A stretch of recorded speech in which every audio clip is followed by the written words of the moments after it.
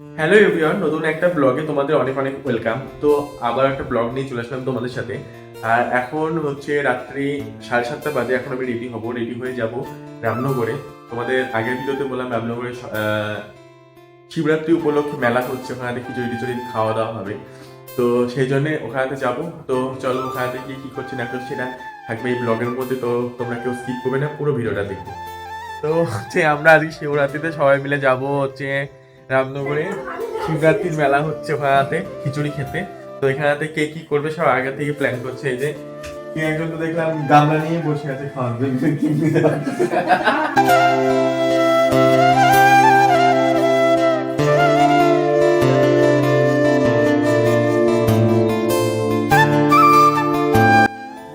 তুমি কখন যাবে?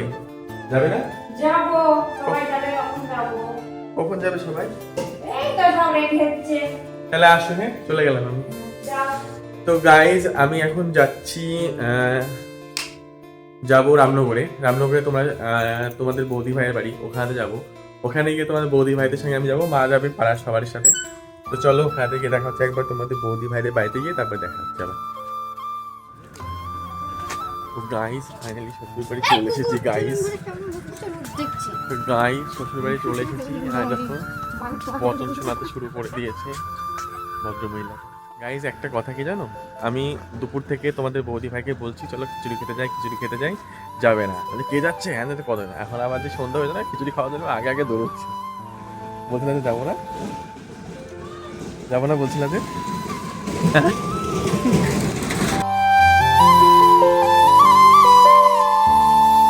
গাইজ তোমাদের বৌদি ভাই আমাকে তাড়া দিয়ে ডেকে নিয়ে আসলো। নিয়ে এসে দেখো এখন দাঁড়িয়েছি, ওর বাবা এখনো এসে পৌঁছায়নি।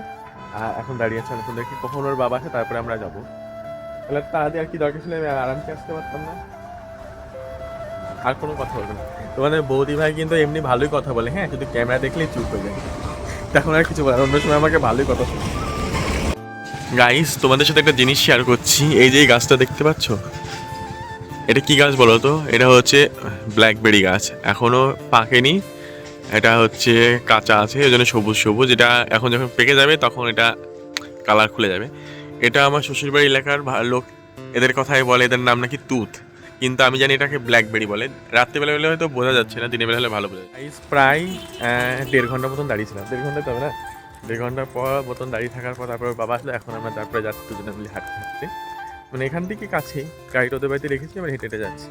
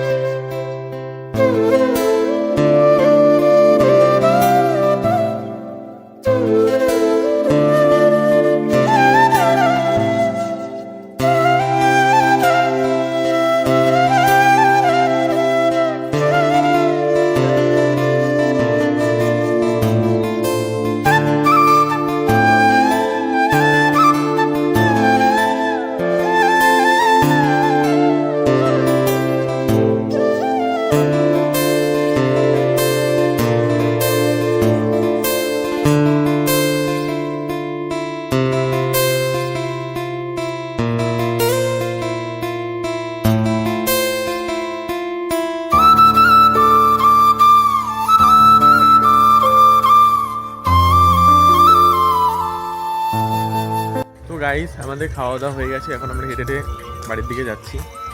যেহেতু খিচুড়ি খেয়েছি, খেয়ে উঠে সঙ্গে হাঁটা, শরীরটা খারাপ লাগছে আর প্রচণ্ড জল তেষ্টা পেয়েছে। বাড়ি গিয়ে আগে জল খেতে হবে। চলো বাড়ি যাই, তারপরে আবার তোমাদের সঙ্গে কথা হচ্ছে।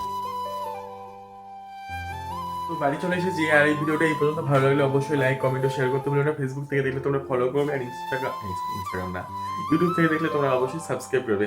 তো আজকের মতন এই পর্যন্ত, টাটা।